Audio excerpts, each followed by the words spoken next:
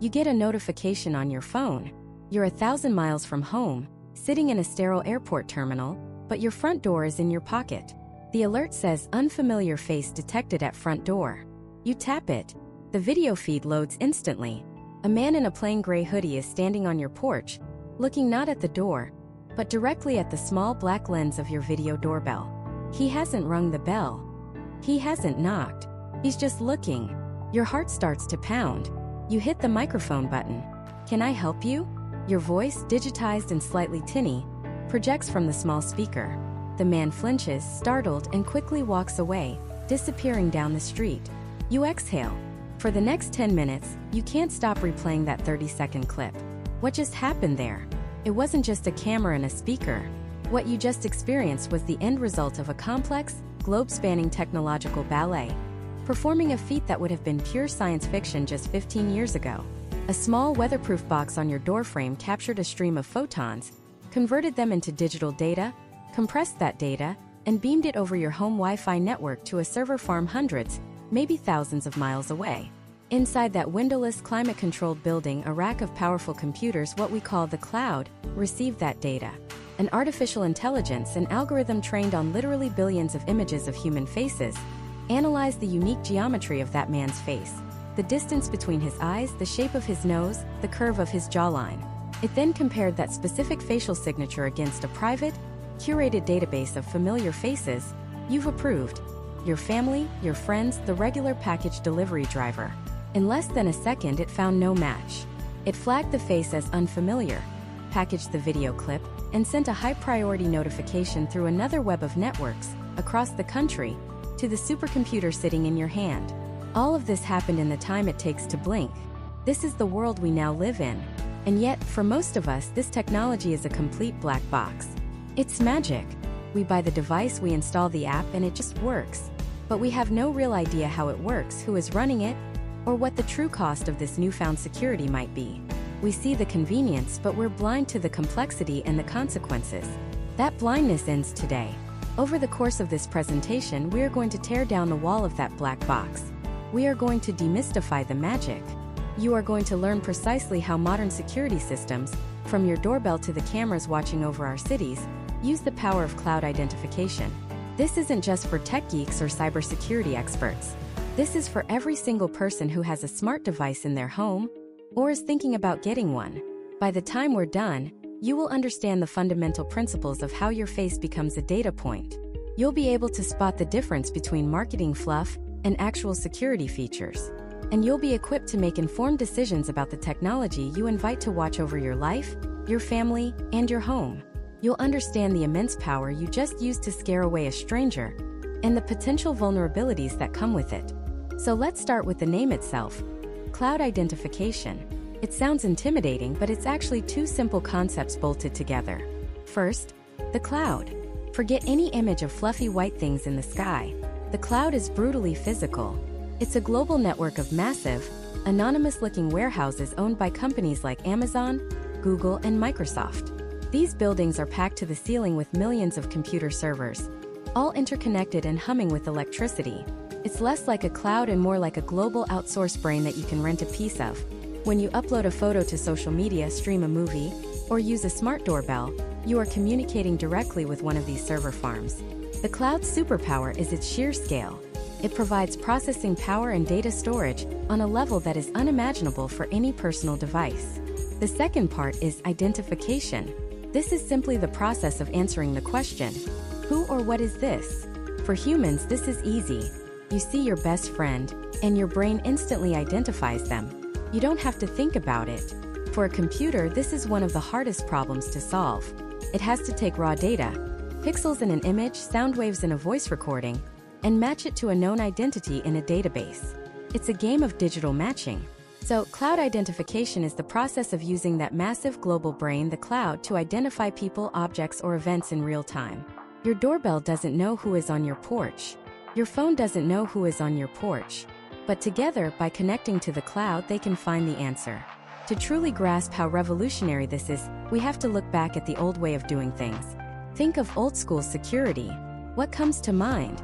Probably a grainy black and white CCTV camera, wired to a VCR or a digital video recorder humming away in a dusty closet. The system was entirely passive. It was a dumb observer.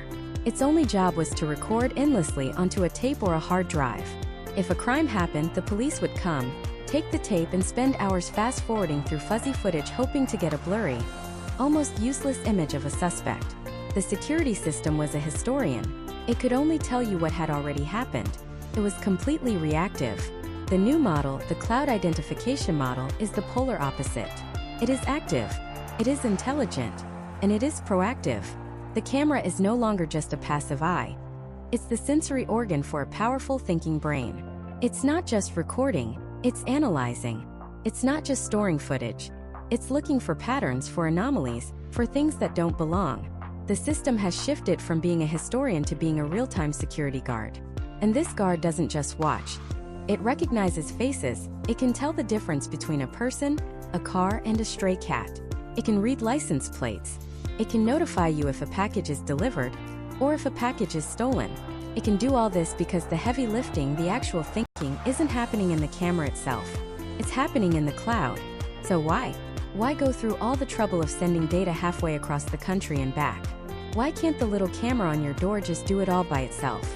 The answer comes down to 3 fundamental limitations of a small, local device, and 3 corresponding superpowers of the cloud. First is raw processing power. Recognizing a human face from a stream of video, in varying light conditions, from different angles, is an incredibly difficult computational task. It requires complex algorithms and a massive amount of processing muscle to run them. Your video doorbell is a marvel of miniaturization, but it has about as much processing power as a low-end smartphone. It's designed to be cheap, small, and energy efficient. Trying to make it perform real-time facial recognition would be like trying to win the Daytona 500 in a golf cart. Just doesn't have the engine. The cloud, on the other hand, is the engine. It has virtually limitless processing power on demand. It can spin up thousands of specialized processors to analyze your video feed in a fraction of a second, a task that would take your local device hours, if it could do it at all. Second is the data. True identification requires a library to compare against. Your doorbell's memory might be able to store a few gigabytes of video, but it can't hold the massive database of faces needed for accurate recognition.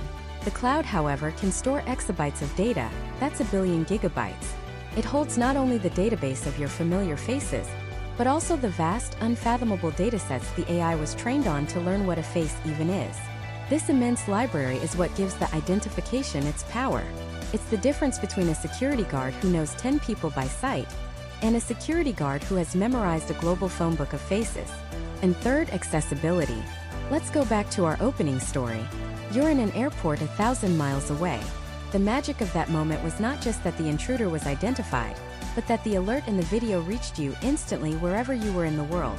This is only possible because the cloud acts as a central hub. The camera sends data to the cloud analyzes it, and then the cloud sends the result to your phone. It's a communication relay of planetary scale. If your camera tried to send that alert directly to your phone, it would be a slow, unreliable, and insecure connection. The cloud makes that connection seamless, secure, and instantaneous. So these 3 superpowers, near infinite processing, massive data storage, and global accessibility, are why cloud identification has become the dominant model for modern security. It allows a $10 sensor on your door to tap into a multi-billion-dollar infrastructure, giving you capabilities that, until very recently, were reserved for government agencies and spy thrillers. This is the incredible promise of the technology, the ability to be present, to be watchful, to be secure from anywhere on Earth. But this new power creates a new set of questions and a new set of risks. The old VCR in the closet was dumb, but it was also private. The only person who had the tape was you. Now the data stream of your life, the comings and goings from your home, the faces of your children, the patterns of your daily routine, is flowing through corporate servers you don't control. So what happens when this powerful global brain makes a mistake and identifies the wrong person? Who truly owns the data of your face once it's been uploaded? And how is this exact same technology, the one that tells you your pizza has arrived, being used by governments and corporations in ways you can't even see? The convenience is obvious. The consequences, however, are far from it. And that's what we're going to explore next. To understand the consequences, we first have to understand the machine. Not just the pieces of it, the cameras, the servers, the code, but the fundamental idea that powers it. And that idea is breathtakingly simple: to take the most unique thing about you, your physical identity, and turn it into data. Pure, simple, instantly searchable data. Let's strip away the jargon. Forget cloud identification for a second. Think of it like this: you have a key to your house. It's a physical object. To verify you're allowed in, someone has to see the key, maybe check if it fits the lock. The same goes for your driver's license. It's a physical card a police officer has to hold and look at. For thousands of years, identity has been tied to physical tokens. Things you have, things you carry. Cloud identification obliterates that entire concept. It says the key is you. Your face is the key. Your fingerprint is the key. The sound of your voice, the pattern of your iris, even the way you walk. These are the new keys. And the lock isn't on your front door anymore. The lock is a server, 1,000 miles away, inside a windowless, temperature-controlled building the size of a city block. And that server holds a copy of every key for millions of people. So how does it actually work? How does a camera at an airport gate, or a sensor on an office building door, connect to that massive digital lock? The process can be broken down into 3 distinct stages: capture, comparison, and confirmation. First, capture. This is the front line of the system. It's the lens of the high-definition camera, the glass plate on the fingerprint scanner, the microphone in the smart speaker. These devices are no longer passive recorders of information. They are active hunters of data. When you look at your new smartphone to unlock it, the camera doesn't just see a face. It uses infrared dots and sophisticated sensors to map the unique topography of your features, the distance between your eyes, the depth of your eye sockets, the curve of your jaw. It's a process called biometric enrollment.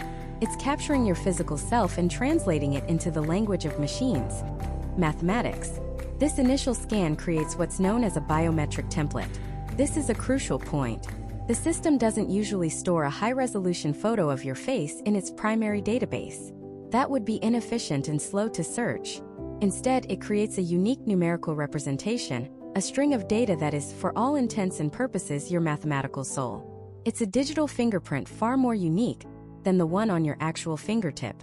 This template, this string of numbers, is your ghost in the machine. And once it's created, it's sent on a journey. That brings us to stage 2, comparison. Your biometric template, that tiny packet of data representing your face, travels at the speed of light from the device in your hand to a server farm. Now, when we say the cloud, it sounds ethereal and gentle. The reality is anything but. The cloud is a physical place. It's a network of colossal data centers owned by a handful of corporate giants. Amazon Web Services, Microsoft Azure, Google Cloud. These are the new fortresses of the 21st century. They are some of the most physically secure locations on Earth, with layers of security, redundant power systems, and cooling infrastructure that sips enough electricity to power a small city. Inside these fortresses are racks upon racks of servers, millions of them, stretching farther than the eye can see. And on these servers, in vast encrypted databases, live the biometric templates of millions, sometimes billions of people. Your digital ghost doesn't live alone. It lives in a metropolis of ghosts. When you try to unlock your phone a second time, or walk through a facial recognition checkpoint at a concert, the camera captures your face again. It creates a new template on the spot and fires it off to the cloud. This is where the real magic or terror, depending on your perspective, begins. The system's job is to play a game of match the number. It takes the new template it just received and compares it against the millions or hundreds of millions of templates it has on file. This is not a simple one-to-one check. This is a high-speed brute force search through an ocean of data. And the software that does this is the third and most important piece of the puzzle, the algorithm. This is the brain. It's a sophisticated piece of artificial intelligence, constantly learning and improving. Early facial recognition systems were easily fooled by bad lighting, a new pair of glasses, or a different facial expression. But modern algorithms, powered by machine learning, are terrifyingly accurate. They've been trained on billions of images scraped from the internet, from social media, from public photo archives. They've learned what a human face looks like from every conceivable angle, in every lighting condition, across all ages and ethnicities. The algorithm can see past a new beard, a hat, or 20 years of aging. It isolates the core, unchanging mathematical points of your facial structure and looks for a match. And it does this in less than a second. That final step is confirmation. The algorithm finds a match. It finds the template stored from your initial enrollment and sees that it's a 99.9% match with the one it just received. It sends a signal back, a simple yes or no.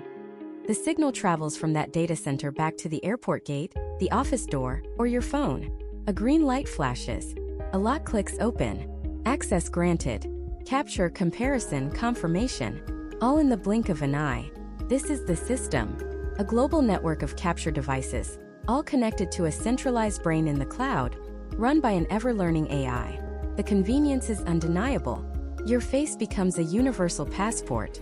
No more fumbling for keys, forgetting passwords, or waiting in line for an agent to check your ID. It's seamless, fast, and efficient. It promises a world with less friction, a world where things just work. But this system, this elegant three-step process, is built on a foundational premise: that your identity is a commodity to be captured, stored, and analyzed. Every time you use it, you are feeding the machine. The algorithm learns your face better. The database confirms your location at a specific point in time. Your digital ghost becomes clearer, more detailed, more defined. We've focused on systems you choose to use, unlocking your phone, opting into faster airport screening. But what happens when you don't have a choice? What happens when this same technology is pointed at you as you walk down a public street? The process is exactly the same. The camera captures. The data is sent to the cloud. The algorithm compares. Only this time you didn't consent. You didn't even know it was happening. The question is no longer, is this person allowed to open this door? The question becomes simply, who is this person? And the cloud has the answer. We have, piece by piece, built the most powerful and efficient identification machine in human history. But in our quest for security and convenience, have we accidentally laid the foundation for something else entirely? A world where anonymity is impossible, where every face in the crowd is a known identity, and every identity is tracked. This is the central question of our time, the invisible trade-off we make every single day. The technology that promises to keep us safe is the very same technology that could strip away our last vestiges of privacy. To understand this paradox, we have to pull back the curtain and look at the engine driving this revolution. It's a term we hear all the time, but few truly grasp its power in this context. The cloud. When you hear the cloud, you probably think of storing your photos or documents online, a digital locker somewhere on the internet. And that's not wrong, but it's like describing a nuclear reactor as a machine that boils water. It's technically true, but it misses the entire point. In the world of modern security, the cloud isn't a storage locker. It's a brain. A global, interconnected, super-intelligent brain with a nearly infinite memory. Let's step back for a second. Imagine it's 20 years ago. A convenience store gets robbed in a small town in rural Nebraska. The only evidence is a grainy, black and white security camera video. You can barely make out the suspect's face. What happens next? The local police department prints a blurry photo, puts it on a bulletin board, and maybe sends it to a few neighboring towns. The chances of identifying that person, unless they're a known local, are practically zero. The information is isolated. The database is the collective memory of a few dozen officers and the filing cabinets in the station. Now fast forward to today. That same robbery happens. The camera is now a high-definition 4K sensor that captures the suspect's face for a fraction of a second as they glance up.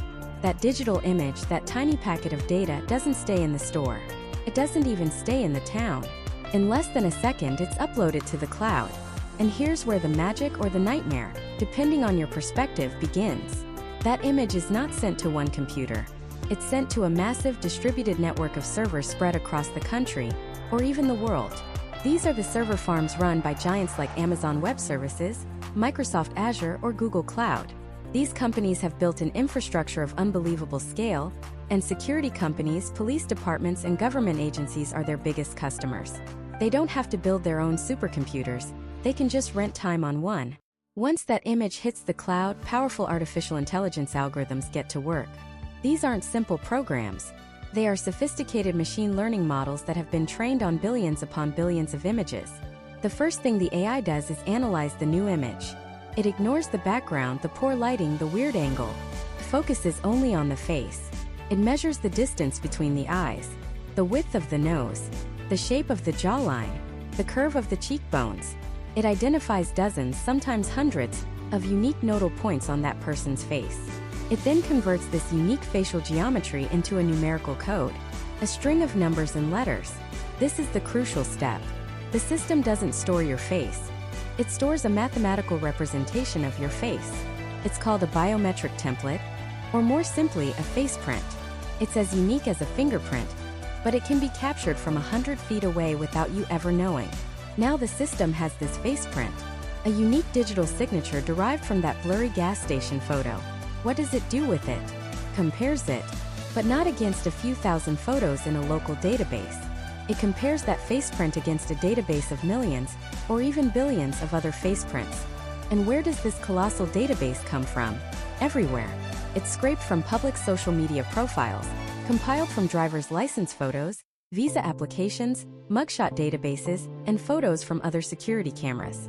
Companies like Clearview AI have openly admitted to scraping billions of photos from the public internet to build their facial recognition databases, which they then sell to law enforcement. So, that vacation photo you posted on Facebook 5 years ago?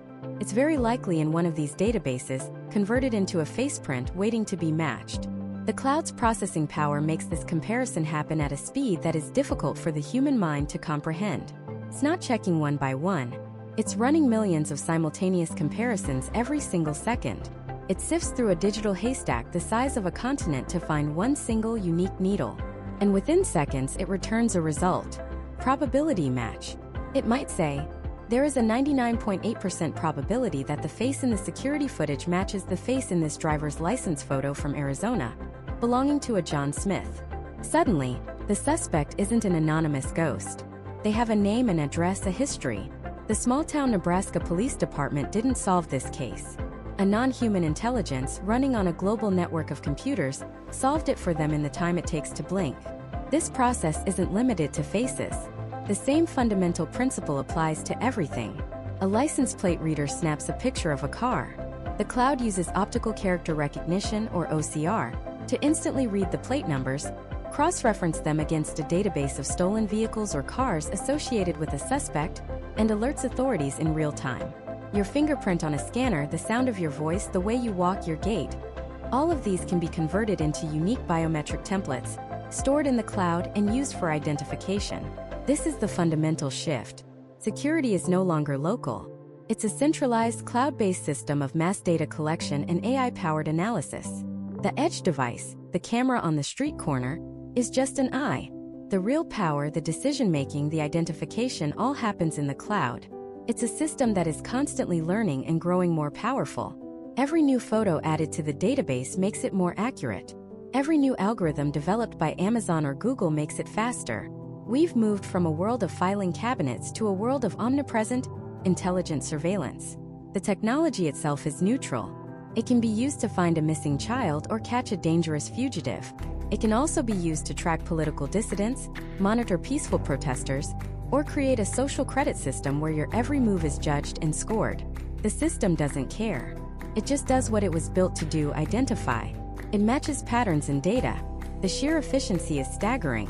What used to take hundreds of man-hours of detective work, poring over photos, interviewing witnesses, following leads, can now be accomplished by an algorithm before a human officer has even had time to review the footage. It's a powerful tool, perhaps the most powerful law enforcement tool ever created. But it's also a system with almost no transparency and very little oversight. We are feeding this global brain with our data, our faces, our identities, often without our knowledge or consent. We are building the most sophisticated identification machine in human history, one security camera, one social media post, one government ID at a time. And its capabilities are expanding in ways that will fundamentally reshape our society. This reshaping isn't some far-off dystopian future. It's happening right now in your neighborhood. And the architects of this new reality are the very companies that already dominate our digital lives. Think about it. When a local police department wants access to your neighbor's doorbell camera footage, they don't knock on the door with a warrant anymore. They send a digital request through an app. Companies like Amazon's Ring have built portals specifically for law enforcement, creating a vast, privately owned surveillance network that police can tap into with a few clicks. This isn't a side project for these tech giants. It's the core of a new business model, one where the product isn't just a camera or a piece of software, but access to a constantly updated, real-time map of human activity. The true powerhouses behind this revolution aren't even the companies making the cameras. It's the ones controlling the cloud: Amazon Web Services, Microsoft Azure, Google Cloud. These three entities form the backbone of the modern internet, and now they are the backbone of modern surveillance. They provide the near-infinite storage required to hold petabytes of video data. They provide the immense processing power needed to run facial recognition and object detection algorithms on millions of video streams simultaneously. And most importantly, they've packaged these complex technologies into simple, affordable, subscription-based services. This is the key to its rapid expansion: identification as a service. A small business owner in Ohio doesn't need to build a supercomputer in their back office to identify known shoplifters. They can simply pay a monthly fee to a company like Verkada or Clearview AI, who in turn pays a fee to Amazon or Microsoft. The security company uploads the footage to the cloud infrastructure analyzes it, and the business owner gets an alert on their phone. Known shoplifter John Doe has entered your store. The same goes for a school district wanting to track attendance and monitor for unauthorized individuals, or a city council wanting to analyze traffic patterns and crowd movements during a public event. The barrier to entry for implementing mass-scale, AI-powered surveillance has been completely obliterated. You don't need to be a government agency with $1 billion budget anymore. You just need a credit card and an internet connection. Let's look at the world of retail. It's one of the earliest and most aggressive adopters of this technology. For decades, their approach to loss prevention was reactive. A theft occurs, and maybe they'll review the tapes later. Now it's predictive. A person who has been flagged for shoplifting at one store in a national chain can be automatically identified the second they walk into any other store in that chain, anywhere in the country. The system can flag them instantly, notifying security before they've even touched a single item. But it goes so much deeper than just catching thieves. These systems are now a core part of what's called retail analytics. The cloud-based AI doesn't just look for faces, it analyzes behavior. It tracks your path through the store. How long did you linger in the electronics aisle? Did you look at the high-end headphones or the budget models? It creates heat maps showing which displays are getting the most attention. It can even perform sentiment analysis, attempting to gauge your mood based on your facial expression. This data is gold. It's used to optimize store layouts, decide which products to place at eye level, and even for dynamic pricing. Imagine a future where the price of an item on a digital tag changes based on the system's analysis of you, the customer standing in front of it. It might identify you as a high-value customer from previous visits and offer a personalized discount to close the sale. Or it might determine you're a tourist, less price-sensitive, and show you a slightly higher price than the local person who walked in 10 minutes earlier. This isn't science fiction. It's the business logic driving the adoption of these systems. Now, scale that up from a single store to an entire city.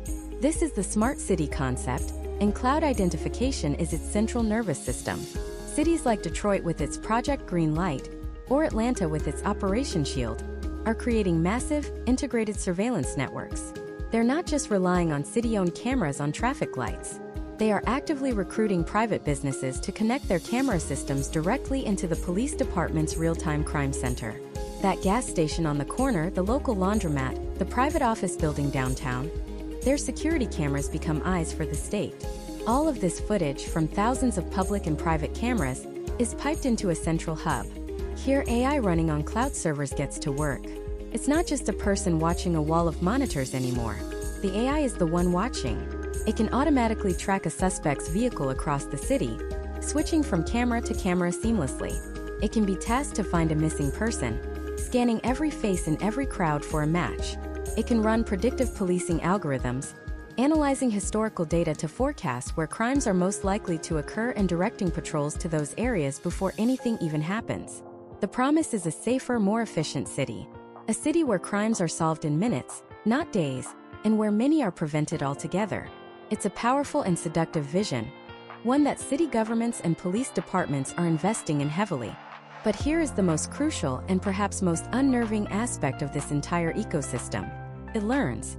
Every single identification, every tracked vehicle, every piece of analyzed behavior becomes a new data point that is fed back into the system to improve the algorithms. It's a colossal, self-perpetuating feedback loop. When the system correctly identifies a shoplifter, its accuracy score for that type of identification goes up. When it successfully tracks a car through 10 different intersections, its vehicle tracking model becomes more robust. The more data it consumes, the more accurate it becomes. The more accurate it becomes, the more valuable it is, which encourages more businesses, more police departments, and more individuals to connect their cameras to the network. This, in turn, feeds the system even more data from more diverse angles in more varied lighting conditions, making it smarter still. This exponential growth cycle is what makes the technology so powerful and its expansion so rapid. We are not just being watched by this machine, we are actively teaching it how to watch us better. Every time we walk past a camera, we are providing a free lesson, refining the very tool that monitors us. We are becoming data points, logged and analyzed, contributing to a global database of human appearance and behavior. And as this system gets smarter, it begins to do more than just identify us. It begins to categorize, to sort, and to score us. The question is no longer if you are in the system, but how the system sees you. This score isn't a number you can check like your credit rating. It's a fluid, dynamic assessment of your perceived risk, your potential threat, and even your value. It's calculated in milliseconds by algorithms that have been fed a diet of unimaginable amounts of data. And it all starts with a simple deviation from the norm. Think about how you walk. Your gait, the specific rhythm and swing of your arms and legs, is as unique as your fingerprint. To a modern security system, it's a biometric signature. The system establishes a baseline for a given area, say a shopping mall entrance. It learns the normal flow of people, the average pace, the common paths. Then it watches for the outliers. Someone walking significantly faster or slower than everyone else. Flagged. Someone zigzagging through the crowd instead of following the general flow. Flagged. Someone who stops and stands still for an unusually long time in a high-traffic area. Flagged. This is the first layer of scoring, behavioral analysis. It's no longer about who you are, but how you are. The system isn't trying to match your face to a database just yet. It's trying to decide if you're worth a closer look in the first place. Loitering detection is a classic example. An algorithm defines loitering not with human intuition, but with cold, hard data. A person remaining within a specific geographical boundary for more than X number of minutes without performing a valid action, like entering a store or getting into a car. If you're waiting for a friend by a storefront and you pace back and forth to stay warm, the system might not see a person waiting.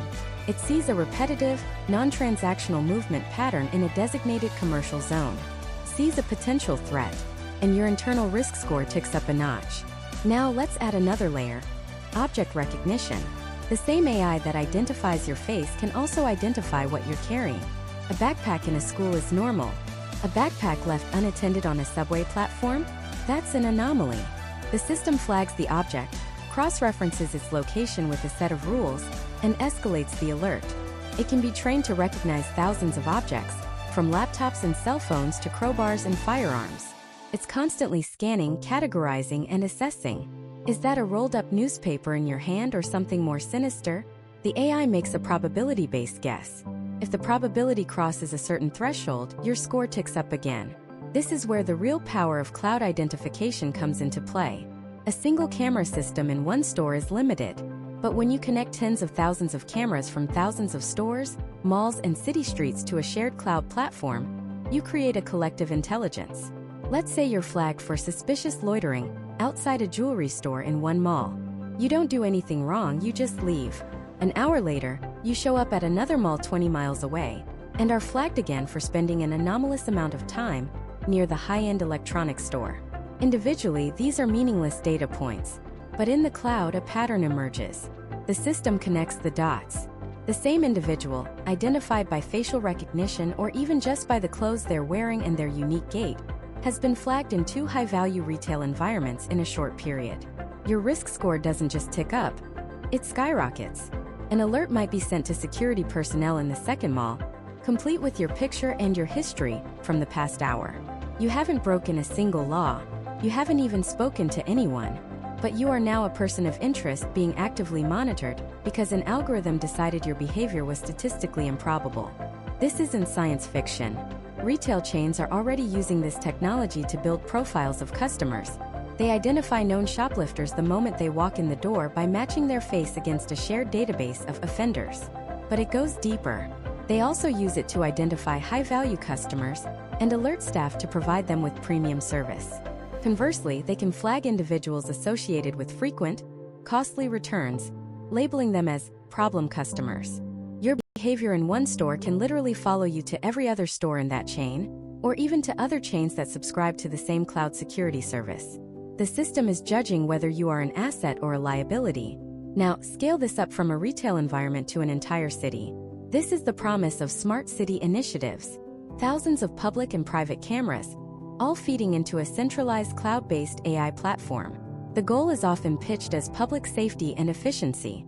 The system can monitor traffic flow, detect car accidents in real time, and spot infrastructure problems like a burst water main. But it also monitors people. It can flag unusual gatherings, defined as a certain number of people congregating in a location where crowds aren't typical. It can perform sentiment analysis, claiming to determine the overall mood of a crowd based on facial expressions and body language. And it can be used for predictive policing. This is the idea that by analyzing historical crime data and real-time behavioral patterns, the AI can predict where and when a crime is likely to occur. Police units can then be dispatched to that area as a preventative measure. On the surface, it sounds logical, but it's built on a foundation that can be dangerously flawed. The problem is bias. AI systems are only as good as the data they are trained on. If an AI is trained on historical arrest data, and that data comes from neighborhoods that have been historically over-policed due to human bias, the AI will learn that bias. It will learn to associate people and behaviors in that neighborhood with a higher risk score. The algorithm doesn't understand socioeconomic context or systemic inequality. It only understands patterns in data. So, it sends more police to that neighborhood. This increased police presence naturally leads to more arrests for minor infractions, which then generates more data reinforcing the AI's original bias.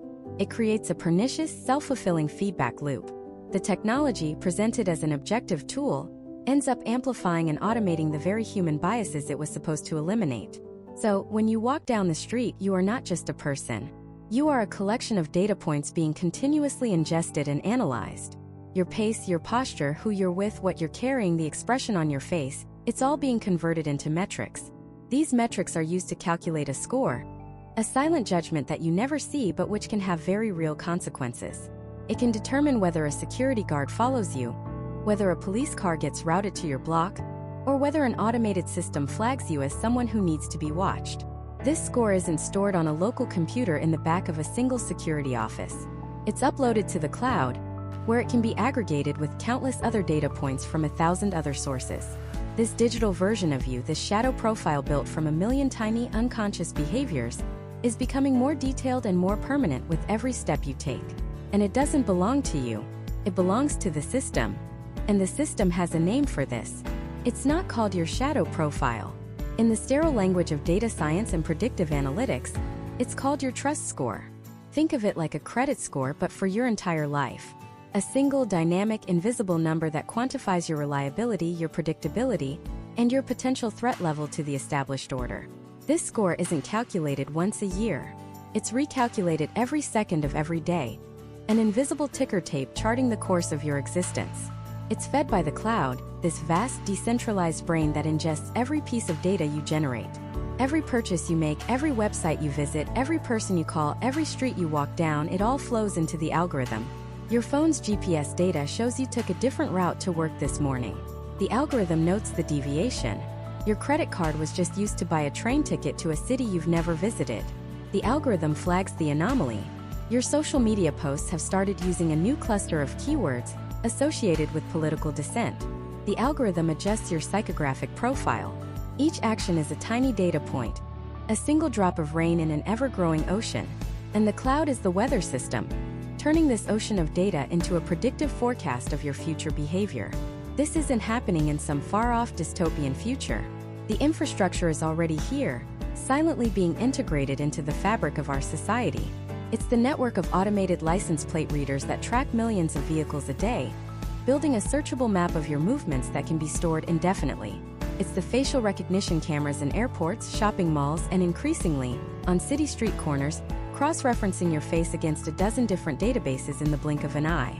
It's the Wi-Fi and Bluetooth beacons in stores that track your phone's unique MAC address, logging how long you linger in the snack aisle versus the electronics department.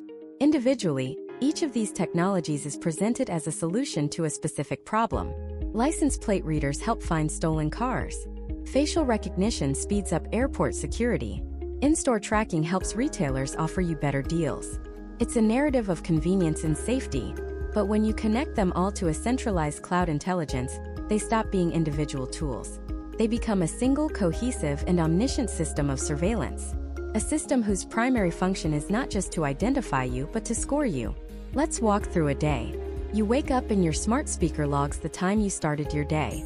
Your phone, which was charging by your bed, confirms you were home all night. Your trust score is stable, a nice solid green. You get in your car. As you drive, your movements are tracked by traffic cameras and license plate readers, feeding into a municipal data cloud. The system confirms your route is 98% consistent with your last 200 workdays. You are predictable. You are trustworthy. The score remains green. You stop for coffee, paying with your phone. The transaction is instantly logged. Location, time, amount, item purchased. It matches your typical spending habits. You arrive at your corporate office building and swipe your access card. At the same moment, a camera above the door performs a facial recognition scan, confirming it's you. Two-factor authentication, one physical, one biometric. Seamless. You don't even notice it happened. You sit at your desk and log into your computer. The system analyzes your typing cadence, the unique rhythm and pressure of your keystrokes. This is behavioral biometrics, another layer of identification. Everything is normal. Everything is in pattern. But then during your lunch break, you do something different. You use your work computer to search for information on organizing a local labor union. This is a deviation. The web traffic is logged by your company's network security, which, under a corporate partnership program, shares anonymized threat indicator data with a third-party security cloud. Your search terms are flagged by an AI as potentially disruptive activity. Your trust score, which was a solid green, now ticks down into the yellow. No alarms go off. No one is notified. It's just a quiet, automated adjustment in a database you'll never see. Later that afternoon, you get a call from your cousin. He's in a bit of trouble, and he asks you to send him some money via a peer-to-peer payment app. You send it, but your cousin's trust score is already low. He has a history of late payments, an unstable employment record, and has been flagged for associating with other low-score individuals. By sending him money, you have now financially linked yourself to a high-risk node in the social graph. The system sees this not as an act of family loyalty, but as a potential vector for risk. Your score ticks down again, deeper into the yellow. That evening, you decide to apply for a new apartment. You fill out the online application. In the past, a landlord would just run a credit check and maybe a criminal background check.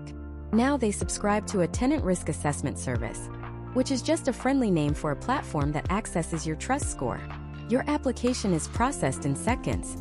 The result comes back. Additional verification required. The landlord doesn't know why.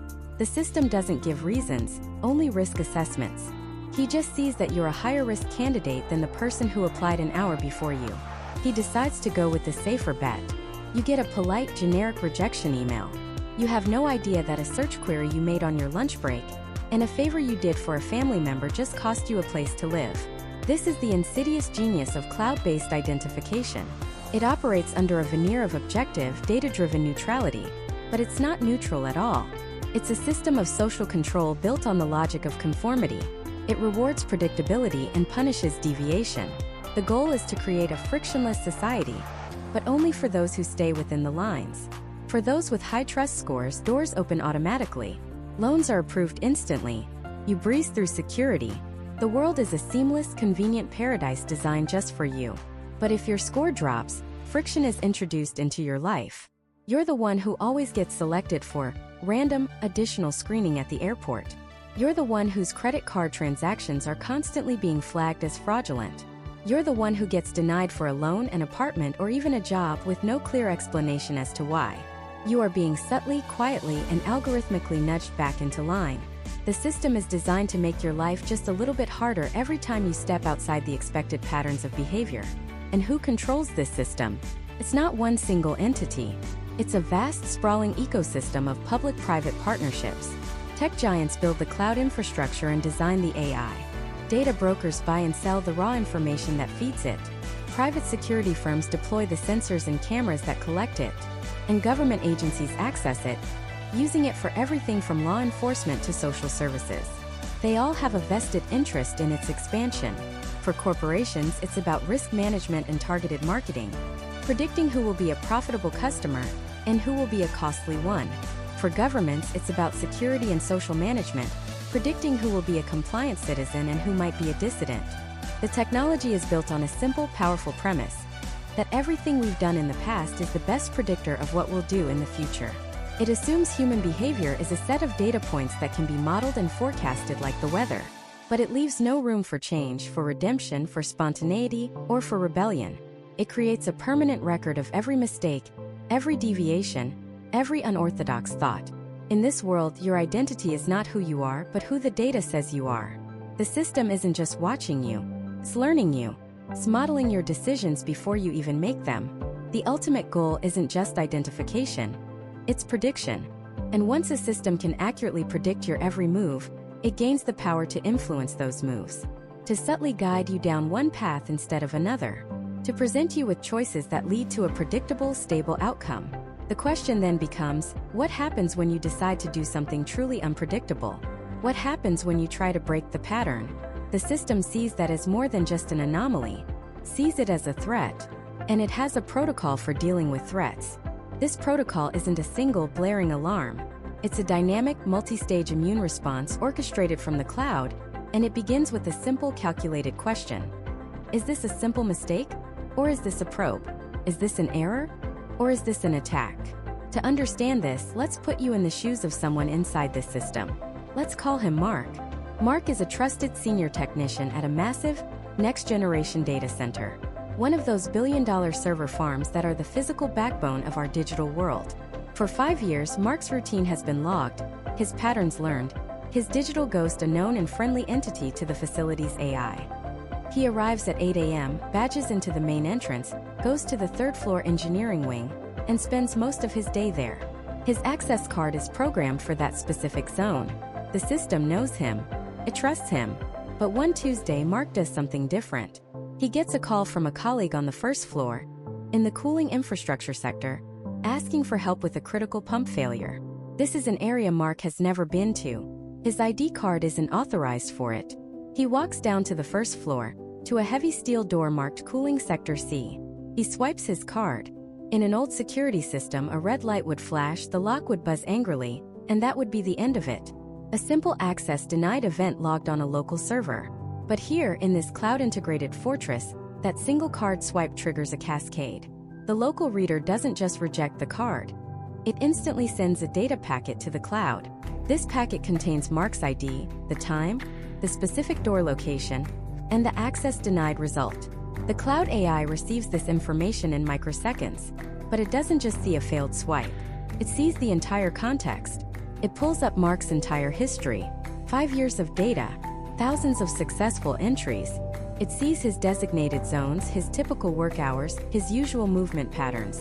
It cross-references this with his current status. He is clocked in, he entered the building through the main gate at his usual time, and his biometric scan at the entrance was a 99.8% match.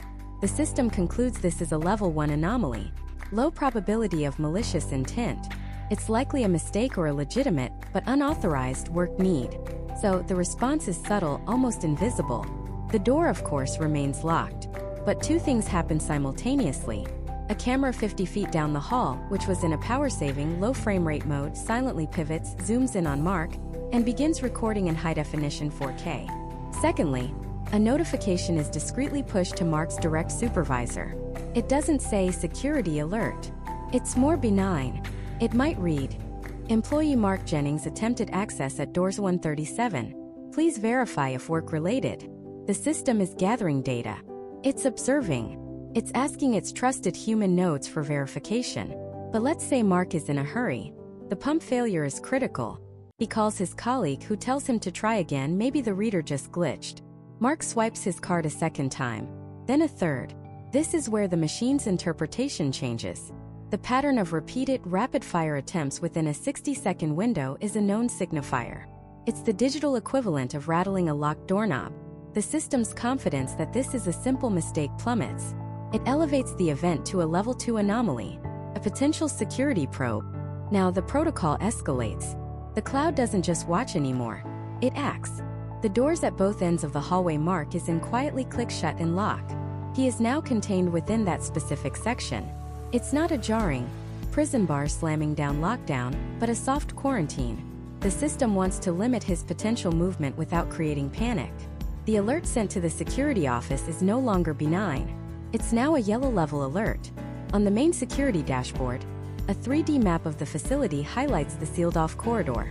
It displays Mark's live video feed, his full employee profile, his psychometric evaluation from his last review, and a new dynamically updating probability score of malicious intent, which has just jumped from 5% to 35%. The system is now actively recommending human intervention. It's telling the guards, you need to look at this now. All of this is being processed by a distributed network of servers hundreds of miles away. The local facility doesn't have the computational horsepower to run these kinds of complex, multivariate analyses in real time. It requires the massive parallel processing power of the cloud, which is simultaneously analyzing data from thousands of other sensors, air quality, temperature, acoustic sensors, looking for other corroborating signs of trouble. Now let's push it to the final stage. Let's say this isn't Mark. It's someone who has stolen Mark's card and is wearing a prosthetic mask that fooled the initial biometric scan. This imposter, frustrated, decides to use force. He pulls a small pry bar from his bag and tries to wedge the door open. This is the tripwire. This is a definitive hostile act, and the system's response is instantaneous and overwhelming. The acoustic sensors embedded in the walls detect the specific frequencies of metal straining against metal. The camera's AI, which has been analyzing Mark's posture, detects the shift from a passive stance to an aggressive, forceful one. The combination of these data points triggers a level 3 threat. Red alert. The entire building's personality changes. This is no longer a workplace. It's an active defense system. The cloud AI, acting as the central command, unleashes its full capability. A facility-wide lockdown is initiated, but it's intelligent. It doesn't just lock every door. It creates a dynamic maze, locking doors ahead of the intruder while potentially leaving doors open behind him, subtly guiding him towards a designated, reinforced containment zone. The lighting in the intruder's hallway flashes bright red, designed to disorient and cause psychological stress. The HVAC system can be used to alter air pressure, making it harder to force doors open. An automated, synthesized voice booms from the overhead speakers, not with a generic alarm, but with a targeted message. Mark Jennings. Cease your actions immediately. You are in a restricted zone. Security forces have been dispatched. Using his name as a psychological tactic, meant to unnerve an imposter and confuse a legitimate employee. The security team isn't just running towards an alarm. On their tactical tablets, they see a real-time overlay of the intruder's location, his direction of travel, and even a predictive path algorithm showing where he is likely to go next. The system can even track him if he breaks a camera, using the triangulation of his Wi-Fi signal or the sound of his footsteps on the floor. This is the ultimate expression of cloud-based security. It's not a collection of individual devices. It's a single unified organism. The cameras are the eyes, the acoustic sensors are the ears, the locks are the muscles, and the cloud is the brain. A brain that can process millions of data points a second, see patterns a human never could, and command a perfectly coordinated, lightning-fast response to neutralize a threat before a human guard even has time to stand up from his desk. It's a fortress made not just of concrete and steel, but of data and algorithms. This overwhelming, intelligent response is designed to be infallible, to protect our most critical infrastructure with a precision and speed that seems almost alien. It's built on the core assumption that its data is pure, its logic is sound, and its judgment is absolute. But this entire terrifyingly efficient edifice rests on one fragile point of failure: the possibility that the system, in its cold, hard logic, could be wrong. So what happens when this perfect digital fortress makes a mistake? What happens when the active threat it identifies, the one it decides to contain and neutralize with its full, overwhelming force, is you just trying to do your job on a Tuesday afternoon? This exact scenario played out for a man we'll call Mark, a senior technician at a Tier 4 data center, one of the most secure types of buildings on the planet. Mark had been working there for over a decade. His face, his iris, his gait, even the unique rhythm of his keystrokes were all part of the digital tapestry that defined trusted personnel. He was, in the eyes of the system, a known and friendly entity. One Tuesday, Mark came to work with a splitting migraine. The fluorescent lights of the initial security checkpoint felt like daggers in his eyes, so he was squinting more than usual. He was also wearing a new pair of prescription glasses with a slightly thicker frame, and because of the pounding in his head, his usual confident stride was replaced by a slower, more deliberate walk. He approached the first biometric scanner. He looked up. The system, a state-of-the-art cloud-connected AI, did what it always did. It captured a dozen images in a fraction of a second, measured the distance between his pupils, the bridge of his nose, the curve of his jaw. But today the data was off. The squinting changed the topography around his eyes. The new glasses frames occluded key data points the algorithm typically relied on. His slower gait didn't match the terabytes of data the system had on his normal walking pattern. Individually, these were tiny, insignificant anomalies, but together they began to paint a worrying picture for the AI. The confidence score, the system's measure of certainty that Mark was Mark, dropped from its usual 99.8% to 94%. Still high enough to let him through the first door, but low enough to flag him for enhanced monitoring. As he walked down the sterile white corridor towards the server cages, every camera tracked him. The AI was now in a state of heightened alert, analyzing his every move with far more scrutiny. It cross-referenced the new anomalous data points against its vast threat library, a cloud-based repository of billions of images, including watch lists for corporate espionage, terrorism, and disgruntled ex-employees. And then it found a match. It wasn't a perfect match. It wasn't even a good one.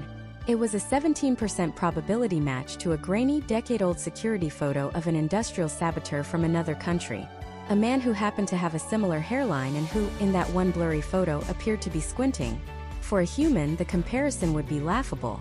But the AI wasn't human. It didn't see a trusted employee having a bad day.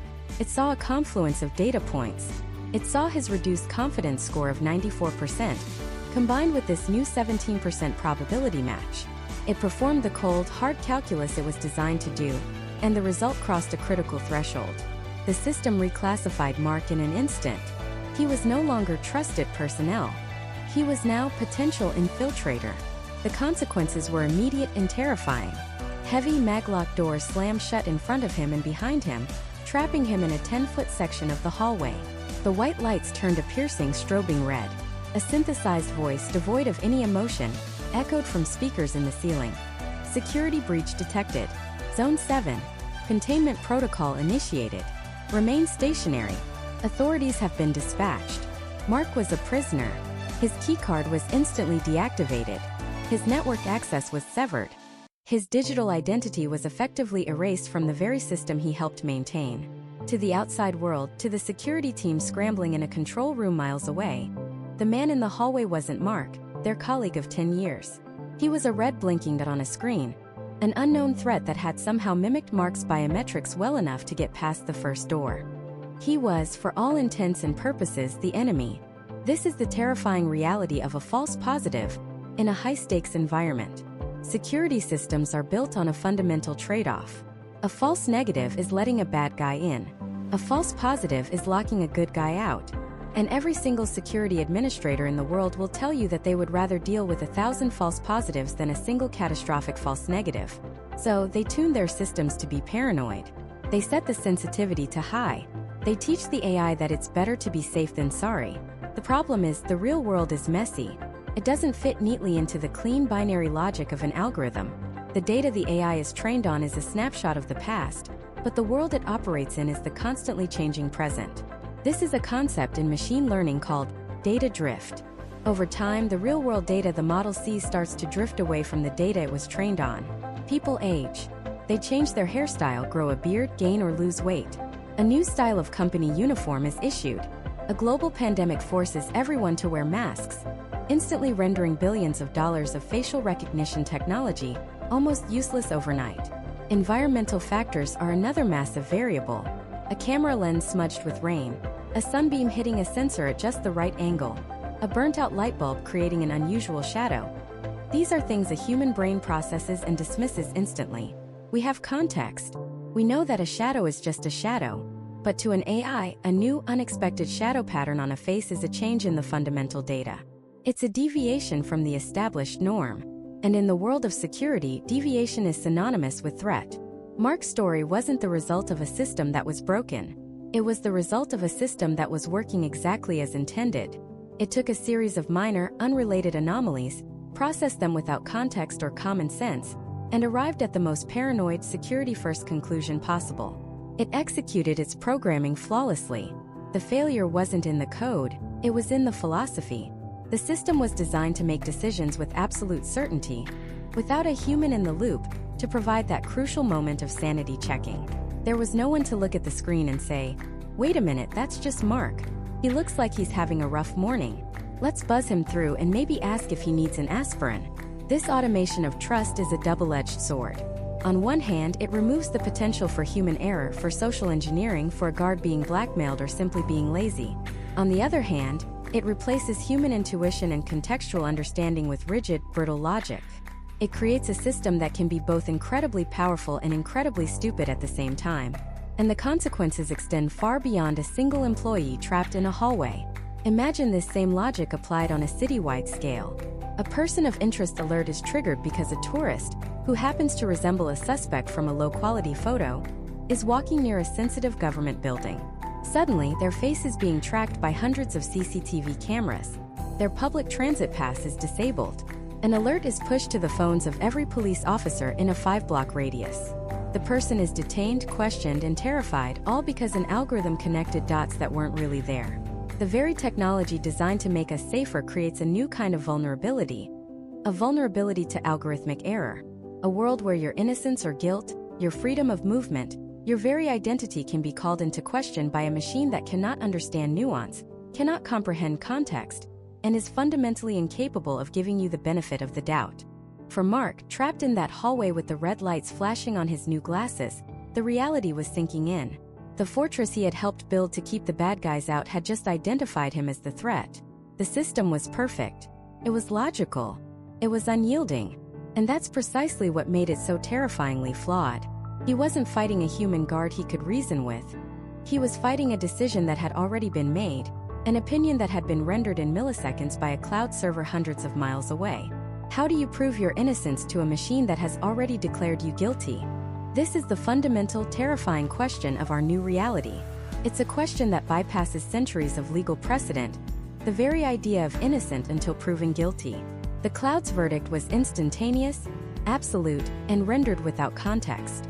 David's exhaustion, the reason he was slumped, the reason his face was puffy and didn't perfectly match the pristine, smiling reference photo stored on the server, none of that mattered. The data points were what they were. The algorithm processed them. The conclusion was reached. Access denied. Threat level elevated. He took a step back from the door, his mind racing. There had to be a manual override. A customer service number. A human being somewhere he could talk to. He pulled out his phone, his hands trembling slightly, a mix of anger and adrenaline coursing through him. He fumbled through his contacts, looking for the security company's support line. As the phone rang, he stared at the impassive camera lens, the tiny cyclopean eye that was his judge, jury, and now his jailer. He felt a desperate need to perform for it, to look non-threatening, to smile, to show it he was the person he claimed to be. But how do you project innocence to a machine that reads muscle tension and pupil dilation as signs of deception? The call connected to an automated menu. "Thank you for calling OmniSecure. Your security is our priority. For billing, press 1. For technical support, press 2. He jabbed the screen for technical support. "All of our agents are currently assisting other customers. Your expected wait time is 47 minutes. 47 minutes. In the cold. Locked out of his own home. He wanted to scream, to throw his phone at the unyielding smart door. But he knew instinctively that any aggressive action would be logged, analyzed, and added to the growing digital file on the unidentified male currently loitering on his front porch. This is where we need to understand a critical concept that operates silently behind these systems. The trust score, or threat score. It's not a simple binary, a yes or no. It's a dynamic, fluid number calculated in real time by the cloud AI.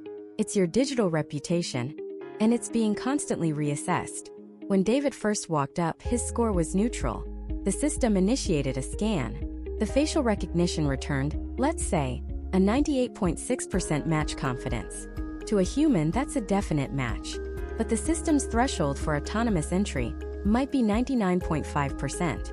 That small discrepancy was the first flag. It didn't deny him access immediately. Instead, it triggered a secondary analysis. The cloud AI began pulling in other data streams.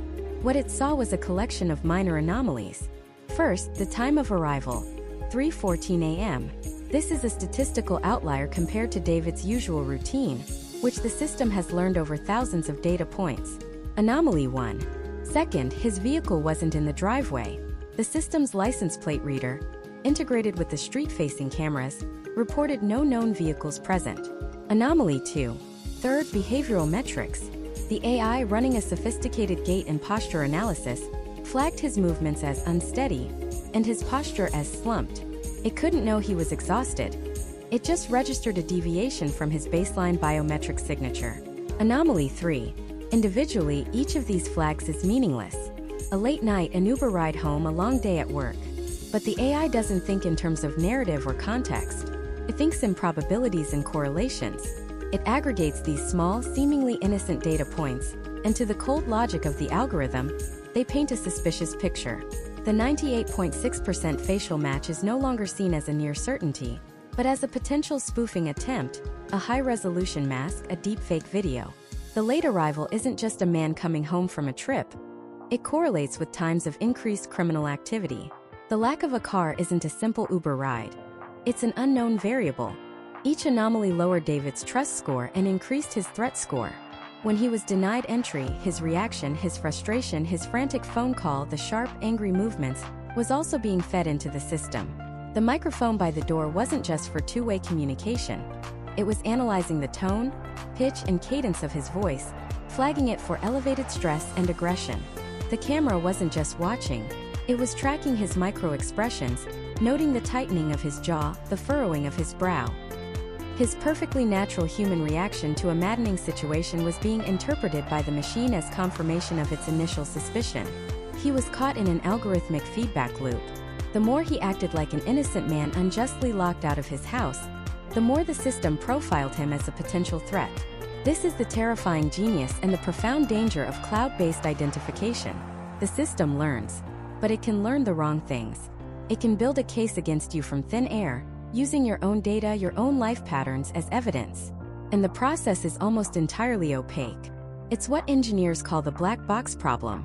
The decision-making process of these deep learning neural networks is so complex, with so many millions of parameters, that even the humans who designed the system often can't tell you precisely why it reached a specific conclusion.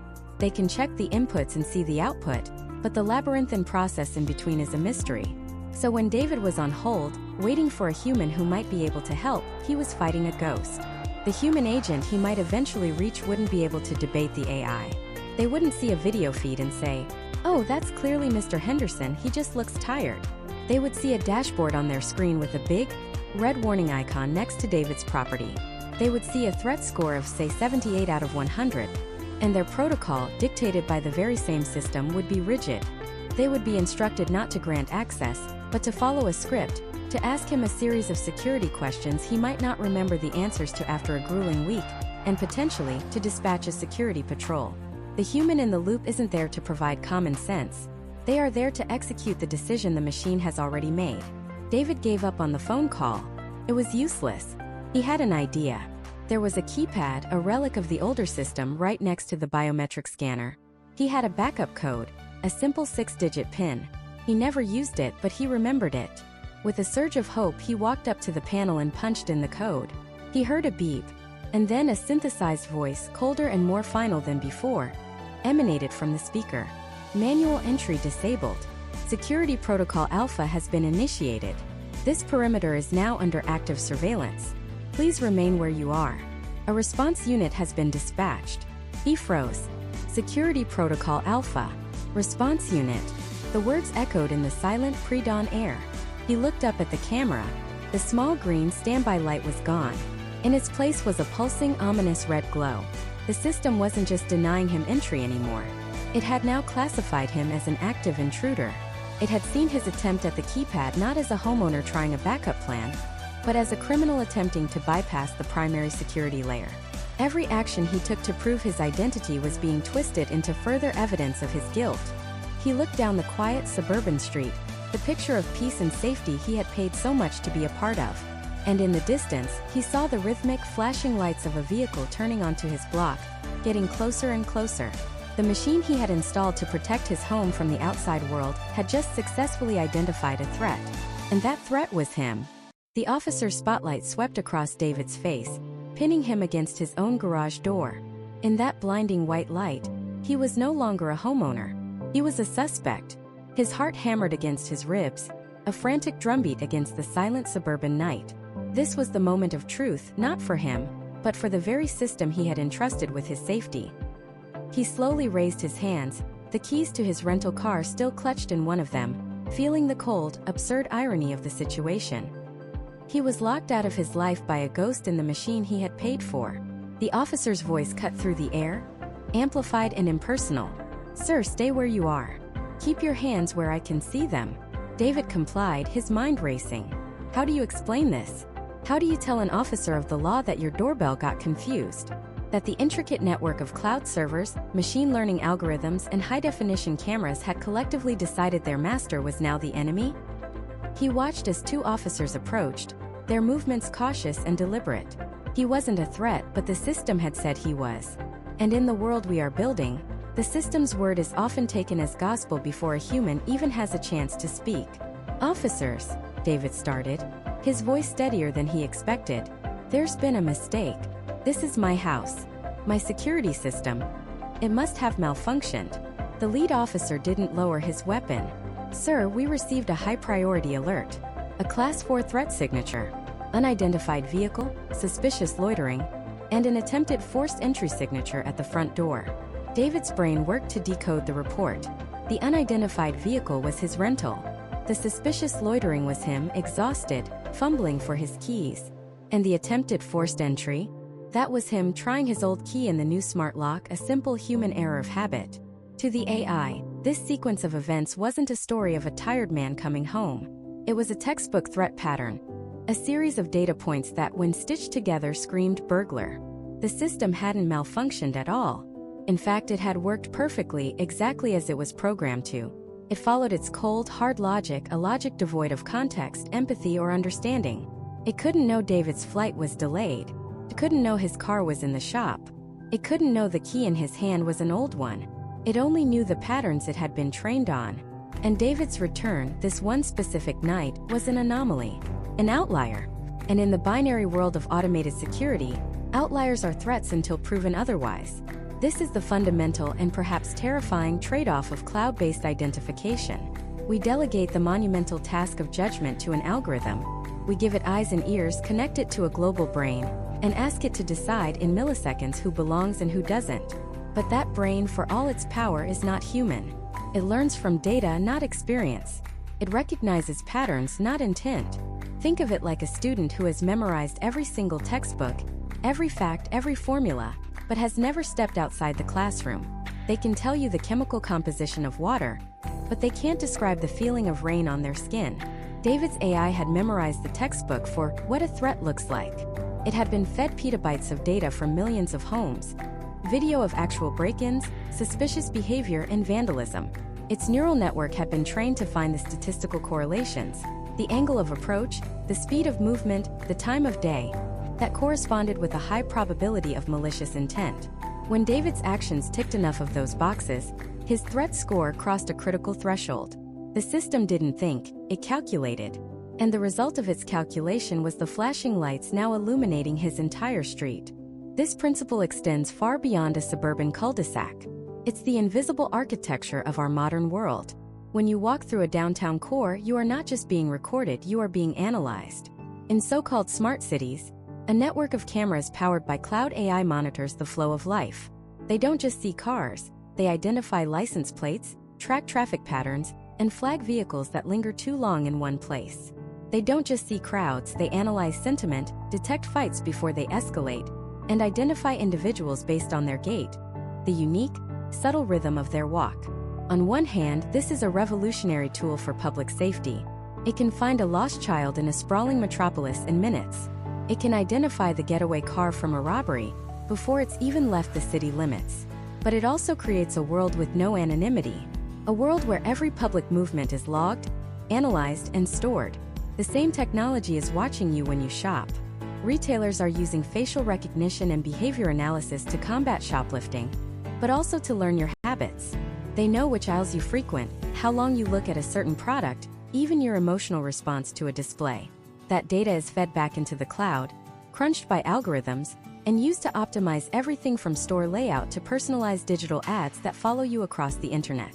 It's a silent, constant process of observation and analysis designed to understand you, and ultimately to influence your behavior. The convenience of a personalized shopping experience is built on a foundation of pervasive surveillance. And this brings us to the most critical question of all. What happens when the data is wrong? Or, more insidiously, what happens when the data is biased? Artificial intelligence is only as good as the data it's trained on. If the training data for a security system is fed a disproportionate number of images of people of a certain race committing crimes, the AI will learn to associate that race with a higher threat score. It's not malicious, it's just math. The algorithm is simply reflecting the biases present in its data, biases that are often deeply embedded in our society. The result is a digital version of racial profiling, automated and deployed on a massive scale, with the potential to falsely flag innocent people and perpetuate cycles of discrimination. The system doesn't see a person. It sees a collection of features and assigns a probability of risk. And if that calculation is based on flawed, biased data, the consequences can be devastating. Back on David's driveway, the situation was de-escalating. After a tense few minutes, a driver's license, and a call to the security company to manually override the alert, the officers were finally satisfied. They were professional, but David could see the lingering hint of annoyance in their eyes. A false alarm, a waste of time and resources triggered by an overzealous smart home. As they left, the flashing lights receded, plunging the street back into a quiet, familiar darkness. But for David, something had changed. The silence felt different, less peaceful, more watchful. He stood there for a long time, looking at the small, discreet camera by his front door. Its tiny infrared light glowed faintly, a single red eye in the night.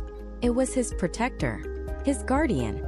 It was the most advanced security technology money could buy. And it had just identified him as a threat, judged him, and summoned armed authorities to his location. He had installed a sentinel to watch over his home, but he now realized it was watching him too. The technology he had embraced for peace of mind had given him a profound sense of unease. He had traded a small piece of his autonomy for a feeling of security, only to have that security turn on him. This is the central paradox of our age. The same cloud identification systems that promise to make us safer also have the potential to erode our privacy and freedom in ways we are only beginning to understand. They represent a concentration of power, the power to watch, to identify, and to judge, that is unprecedented in human history. This power is not held by a single government or a single corporation, but by a diffuse, interconnected web of algorithms and data centers that operate silently in the background of our lives. We are living through a global experiment in trust. We are trusting these systems to protect our homes, manage our cities, and secure our public spaces. But we are also trusting them to be fair, to be accurate, and to respect our fundamental rights. As David finally unlocked his door and stepped inside, the system disarmed, its robotic voice chirping a cheerful welcome home. He was no longer a threat. He was a trusted user once more. But he knew with a chilling certainty that the line between the two was thinner and more fragile than he had ever imagined. The cloud isn't just a place where we store our photos anymore. It is a silent witness to our lives, a judge of our actions. The real question is no longer what this technology can do, but what it is doing to us.